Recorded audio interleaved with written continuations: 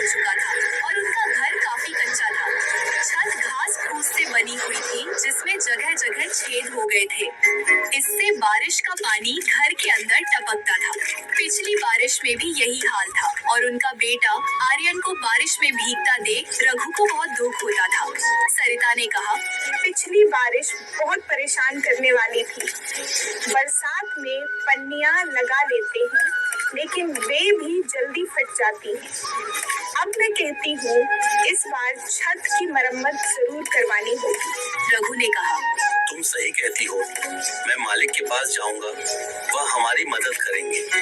अगर वे पैसे दे देंगे तो कल ही छत की मरम्मत करवा दूंगा। यह कहकर वह मालिक के पास गया। मालिक, मुझे आर्थिक सहायता की बहुत जरूरत है ताकि मैं घर की मरम्मत करवा सकूं। कृपया मेरी मदद करें। मालिक ने कहा, तुम जानते हो कि हमारी फैक्ट्री घाटे में जा रही है। मुझे यह बंद करनी पड़ेगी, इसीलिए मैं तुम्हें पैसे नहीं दे सकता। रघु मायूस होकर घर वापस लौट आया।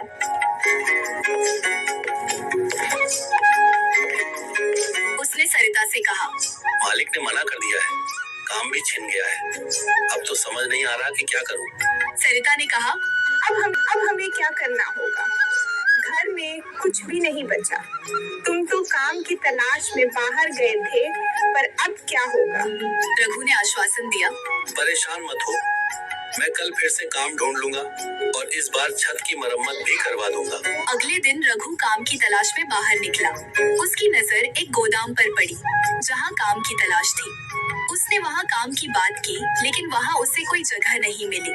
वह और जगहों पर काम ढूंढता रहा लेकिन किसी जगह पर भी उसे काम नहीं मिला। वह सोचने लगा, दिन खत्म हो गया, अब घर जाकर सरिता से क्या कहूँगा। तभी एक चाय की दुकान पर बैठे लोगों से वह सुनता है कि बारिश और तेज पड़ने वाली है और गरीबों को इससे बहुत समस्या होगी। यह सुनकर रघु और भी मायूस हो जाता है क्योंकि उसे खुद ही काम नहीं मिल रहा था।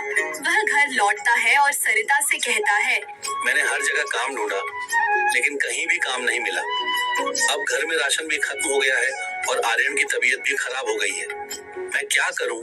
तुम आर्यन के लिए दवाई ले आओ, लेकिन मेरे पास पैसे नहीं है और आर्यन की हालत भी बिगड़ती जा रही है। सरिता फिर सोचते हुए, तुम मोहन भैया के घर चलो, वह हमारी मदद जरूर करेंगे। रघु और सरिता मोहन के घर जाते हैं और रघु मोहन से कहता है, मोहन भाई, मेरा बेटा बहुत बीमार है। अगर उसे जल्दी इलाज नहीं मिला तो उसकी हालत बिगड़ सकती है। तुम मुझे थोड़े पैसे उधार दे दो, मैं तुम्हारा एहसान कभी नहीं भूलूंगा। मोहन ने कहा, मुझे तुम्हारी परेशानी समझ आती है, लेकिन मेरे पास भी उतने पैसे नहीं हैं। घर के खर्चे, बच्चों के खर्चे बहुत हैं। मैं तुम्हारी मदद नहीं कर सकता। हो सके तो मुझे माफ कर देना रघु। अगर मेरे पास पैसे होते तो मैं तुम्हारी मदद जरूर करता। मुझे इस बात का बहुत दुख है कि मैं तुम्हारी इस परेशानी में मदद नहीं कर पा रहा हूँ, लेकिन भाई मैं भी मजबूर हूँ। रघु ने निराश होकर कहा, मोहन भाई, यह केवल पैसे की बात नहीं है, यह मेरे बेटे के जीवन का सवाल है। क्या तुम वाकई मेरी इस गंभीर स्थिति में सहायता नहीं कर सकते? क्या मेरे बेटे की जिंदगी तुम्हारी दया और सहायता के लायक नहीं है? मोहन ने कहा, रघु, मेरी बातों को समझने की कोशिश करो। मैं सचमुच तुम्हारी मदद करना चाहता हूँ, लेकिन मेरे खुद के हालात इस समय सही नहीं है। मुझे पूरी उम्मीद है कि कोई ना कोई तुम्हारी मदद जरूर करेगा। रघु और सरिता भारी मन से टूटे हुए सपनों और गहरी चिंता के साथ घर की ओर लौट आए। तभी दरवाजे पर मोहन का एक और दोस्त आया और उसने पूछा, कौन था? अरे मेरा दोस्त रघु था। उसका बेटा बहुत बीमार है और वो उधार पैसे मांगने आया था। मैंने उसे पैसे देने से साफ मना कर दिया। लेकिन रघु भैया तो आपके बहुत अच्छे दोस्त थे ना? आपके मुश्किल वक्त में कई बार उन्होंने आपकी मदद की है, फिर आपने उन्हें पैसे क्यों नहीं दिए? मोहन के दोस्त ने हैरान होकर पूछा, अरे भाई, मैं कोई दानवीर नहीं हूँ जो किसी की मदद करता फिरूं। और रही बात दोस्ती की, दोस्ती केवल तब तक रखता हूँ जब तक मुझे निभाने से फायदा होता है। मोहन ने तसल्ली से कहा, चलो मानो, अगर अगर मैंने उसे पैसे उधार दे भी दिए होते तो वह मेरा पैसा लौटाता कैसे? अब तो उसकी नौकरी भी चली गई है। मुझे लगता है आपको ऐसा नहीं करना चाहिए था। ईश्वर न करे उसके बेटे को कुछ हो गया तो। मोहन के दोस्त ने कहा। तो क्या करूं? अगर हो गया तो हो जाने दो, वो जाने, उसकी पत्नी जाने। अरे मेरे अलावा और भी बहुत लोग हैं, कोई ना कोई उसकी मदद कर ही देगा। मोहन ने लापरवाही से कहा। ईश्वर का थोड़ा भी डर कीजिए, मुसीबत आते हुए देर नहीं लगती। कहीं ऐसा ना हो कि तुम्हारा यह घमंड तुम ही ले डूबे। मोहन के दोस्त ने चेतावनी दी। अरे ये सब फालतू की बातें हैं, तुम इन बातों पर ध्यान मत दिया करो। वैसे भी ये कोई घमंड वाली बात नहीं है। अरे भाई, मेरा पैसा है, मैं किसी को दूं या ना दूं मेरी मर्जी है। मोहन ने कहा। रघु परेशान और बेबस था। उसने सभी जानने वालों से पैसे उधार मांगे, लेकिन किसी ने भी उसे पैसे नहीं दिए। लोग अलग अलग बहाने बनाकर उसकी मदद करने से मना कर चुके थे। कुछ ने कहा कि वे खुद भी परेशान हैं। कुछ ने कहा कि उनके पास पैसे नहीं है। उसकी स्थिति ऐसी हो गई कि वह सोचने लगा, क्या वास्तव में मेरे लिए कोई नहीं है जो मेरी मदद कर सके? तभी आर्यन अपनी माँ से कहता है, माँ, मुझे बहुत ठंड लग रही है। ठंड से मेरा पूरा शरीर कांप रहा है। कुछ करते क्यों नहीं? आर्यन की आवाज में दर्द था। अगर इलाज नहीं मिला तो उसकी हालत और भी खराब हो सकती है। तुम्हें जल्दी कुछ करना होगा। तुम एक बार मुखिया जी के पास जाओ, वह हमारी मदद जरूर करेंगे।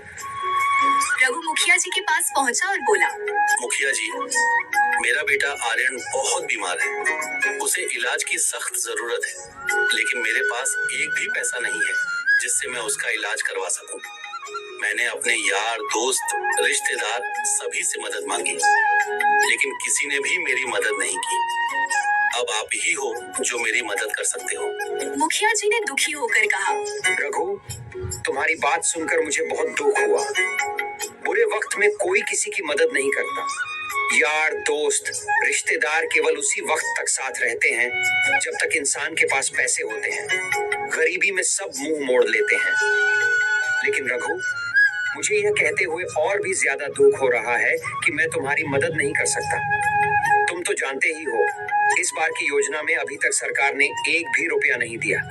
गांव में जो भी छोटा मोटा काम हो रहा है वह सब मैं अपनी जेब से करवा रहा हूँ। मेरे ऊपर दुनिया भर का कर्ज हो रहा है और गांव वालों ने एक नया धंधा और बना लिया है।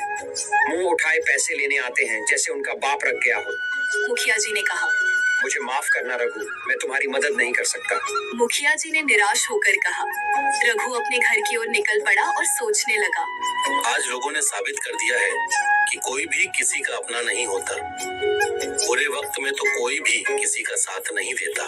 वह यही सोच रहा था कि अचानक उसे बहुत तेज चक्कर आए और वह जमीन पर गिर पड़ा। वह बेहोश हो गया। उधर से एक भला आदमी आ रहा था और उसने रघु को बेहोश देखा। उसे रघु पर दया आ गई। अरे, ये तो बेहोश है। इसकी हालत तो बहुत गंभीर लग रही है। मुझे इसे यहाँ पर छोड़ना नहीं चाहिए। ये बेसहारा और कमजोर है। वह आदमी रघु को उठाकर ले गया और उसकी खूब सेवा की। कुछ ही देर में रघु को होश आ गया। यहाँ मैं कहाँ हूँ? मैं तो अपने घर जा रहा था, फिर यहाँ कैसे आ गया? मुझे जल्दी से अपने घर जाना होगा। रघु ने उलझन में कहा। तुम रास्ते में बेहोश पड़े थे, इसलिए मैं तुम्हें अपने घर ले आया। तुम्हारा अभी अपने घर जाना ठीक नहीं रहेगा। पहले तुम्हें आराम करने की जरूरत है, फिर तुम अपने घर जा सकते हो। रघु ने हैरानी से पूछा। आपने मेरी मदद क्यों की? आप तो मुझे जानते भी नहीं हो, फिर भी आपने मेरी मदद की। मुझे अपने घर ले आए और इतने अच्छे से ख्याल रखा। देखो भाई, जीवन में केवल खुद की मदद करना ही काफी नहीं होता है। हम सब एक दूसरे की मदद के लिए हैं। जब कोई इंसान परेशान हो तो हमारा फर्ज बनता है कि उसकी मदद करें। हो सकता है कि तुमने अब तक लोगों के बुरे पहलू ही देखे हो, लेकिन मैं मानता हूँ कि अच्छाई भी इस दुनिया का हिस्सा है। उस आदमी ने समझाया। सच में, क्या आपको नहीं लगता कि लोग सिर्फ अपने फायदे के लिए ही जीते हैं और दूसरों की परवाह नहीं करते, चाहे वह जिए या मरे? उस आदमी ने मुस्कुराते हुए कहा। हाँ, कुछ लोग ऐसे भी होते हैं, लेकिन हर कोई ऐसा नहीं होता। कुछ लोगों के अंदर अच्छाई भी होती है। वैसे तुम बेहोश कैसे हो गए थे? तुम्हें देखकर ऐसा लगता है जैसे तुम्हारी हालत कुछ अच्छी नहीं है। उस आदमी ने पूछा।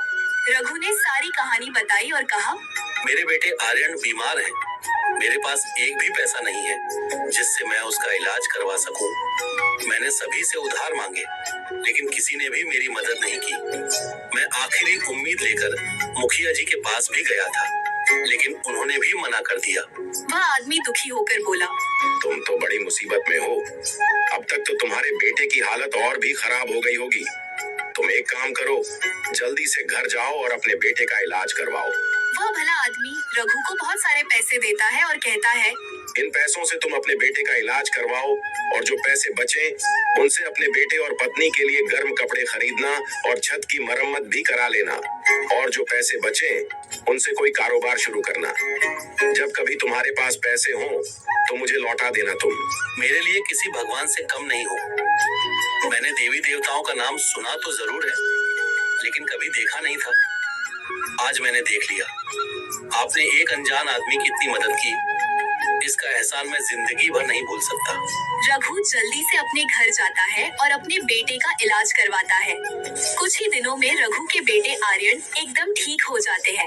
एक दिन सरिता रघु से कहती है, आपने मुझे बताया नहीं, आप पैसे कहाँ से लाए थे?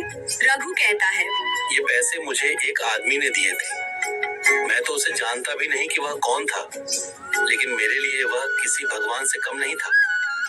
मैंने उससे उसका नाम पूछा, लेकिन उसने मुझे नाम बताने से इनकार कर दिया। मैं उसे जंगल में बेहोशी की हालत में मिला था।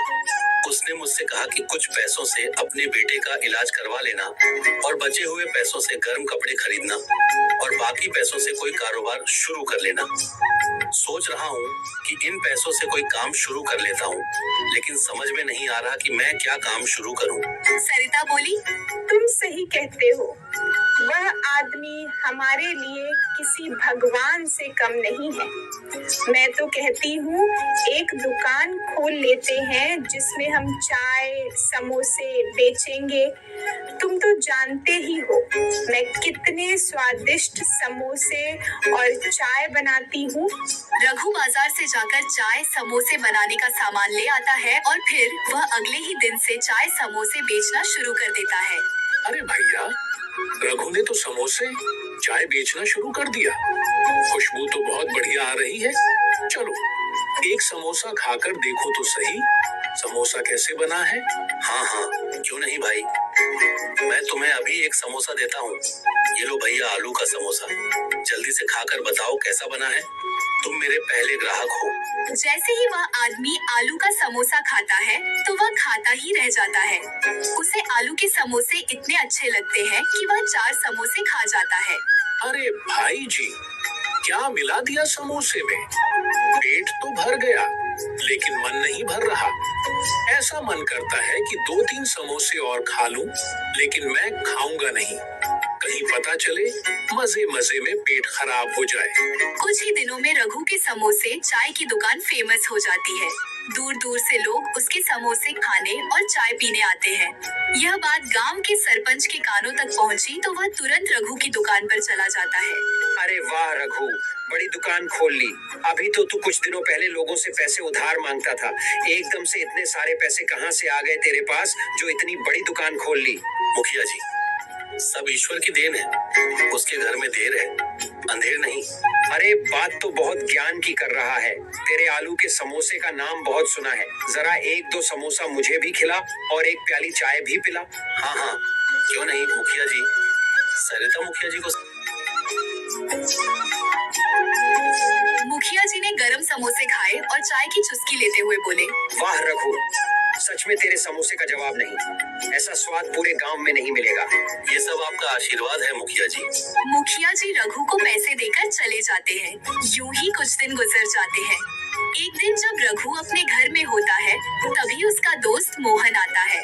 रघु, तुम्हारी भाभी की तबीयत बहुत खराब है। घर में एक भी पैसा नहीं है जिससे मैं उसका इलाज करवा सकूं। तुम ही हो जो इस मुश्किल वक्त में मेरी मदद कर सकते हो। मोहन भाई, तुम तुम परेशान मत हो, मैं अभी पैसे दे देता हूँ। मोहन ने मन ही मन सोचा। जैसे मैंने उसे पैसे उधार नहीं दिए थे, रघु भी मुझे पैसे उधार नहीं देता। लेकिन रघु ने ऐसा नहीं किया। उसके घर में जो भी मदद के लिए आता, वह सभी की मदद करता है। यह सब देखकर मोहन को अपनी गलती का एहसास होता है। वह रघु से कहता है, आज मुझे सच्ची दोस्ती की ताकत का एहसास हुआ है। जब तुम्हारी आर्थिक स्थिति कमजोर थी, मैंने तुम्हारे सामने अपने पैसे का दिखावा किया और तुम्हारे हालात का मजाक बनाया। मेरे घमंड और अहंकार ने मुझे अंधा कर दिया था। मैंने तुम्हारी मदद करने से इनकार कर दिया। लेकिन अब समय ने मुझे सबसे बड़ा सबक सिखाया है। मैंने देखा कि पैसे और ऐशो आराम की दुनिया कितनी छोटी और अस्थायी है। सच्ची दोस्ती और मानवता की अहमियत कहीं अधिक है। मुझे अपनी गलती का एहसास है। कृपया मुझे माफ कर दो। मोहन, इसमें माफी की कोई बात नहीं है। मैंने जो किया यह मेरा फर्ज था। सच्ची दोस्ती और इंसानियत का मतलब ही यही होता है कि हम एक दूसरे के कठिन समय में साथ दें और मदद करें। तुम्हारे प्रति मेरी जिम्मेदारी थी और मैंने वह निभाई। तुम्हें अपनी गलती का एहसास हो गया, यह सबसे बड़ी बात है। समझना कि पैसे और ऐशो आराम की दुनिया की तुलना में सच्ची दोस्ती और मानवता की अहमियत कहीं ज्यादा है। यही तो असली माफी है। इसलिए मैं तुम्हें दिल से माफ करता हूँ और यही सबसे बड़ी सजा भी है कि तुम्हें यह समझ आ गया। अरे भाई, अब तुम जल्दी जाओ और भाभी का ख्याल रखो। मोहन अपने घर चला जाता है। रघु अपनी पत्नी सरिता से कहता है, हमारे पास जमा पूंजी तो अच्छी खासी हो गई है और हमारा काम भी अच्छा चल रहा है। ईश्वर की दुआ से सब बढ़िया है। मैं सोच रहा हूँ क्यों ना मैं उस भले आदमी के उधार के पैसे उसे लौटा आऊं। रघु उस भले आदमी के पैसे वापस करने के लिए निकल जाता है। जब वह उसके घर पहुंचता है, रघु को पैसे लौटाने के लिए वह भला आदमी नहीं मिलता है, बल्कि उसे वहां एक दूसरा आदमी मिलता है। रघु उससे कहता है, भाई, यहाँ पर पहले एक आदमी रहता था, मुझे उसी से मिलना है। कौन आदमी?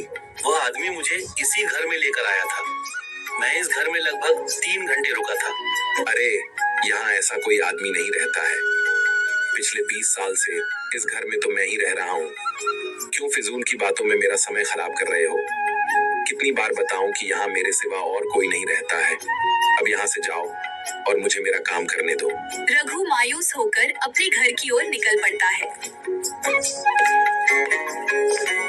घर पहुंचकर वह अपनी पत्नी सरिता से कहता है, सरिता, आज मुझे बहुत ही अजीब स्थिति का सामना करना पड़ा। उस घर में जहाँ वह आदमी मुझे लेकर गया था, न वहाँ मुझे वह आदमी मिला, बल्कि मुझे एक बिल्कुल अलग व्यक्ति मिला। उसने कहा कि वह 20 साल से यहाँ पर रह रहा है। उसके अलावा वहाँ कोई और नहीं रहता। तुम पूरी यकीन से कह सकते हो वो भला आदमी तुम्हें उसी घर में ले गया था? रघु जवाब देता है, हाँ, मुझे पूरी तरह से यकीन है। उस घर की पहचान मेरे दिमाग में गहरी बैठी हुई है। वह आदमी मुझे उसी घर में ले गया था और मैं वहाँ करीब 3 घंटे तक रुका था। लेकिन आज जब मैं उसके घर जाकर उस आदमी को खोजने लगा तो मुझे एक अलग ही आदमी मिला। उसने मुझे बहुत ही जोर देकर कहा कि वह 20 साल से यहाँ पर रह रहा है। उसके अलावा और कोई व्यक्ति वहाँ नहीं रहता है। ईश्वर ने हमारी मदद की। एक तरीके से तुम्हारी ईमानदारी और अच्छाई की वजह से ही हमें वह मदद मिली थी। रघु जरूरतमंदों की खूब मदद करने लगता है। कुछ ही दिनों में वह एक बड़ा सा घर बना लेता है और फिर खुशी खुशी अपने परिवार के साथ रहने लगता है।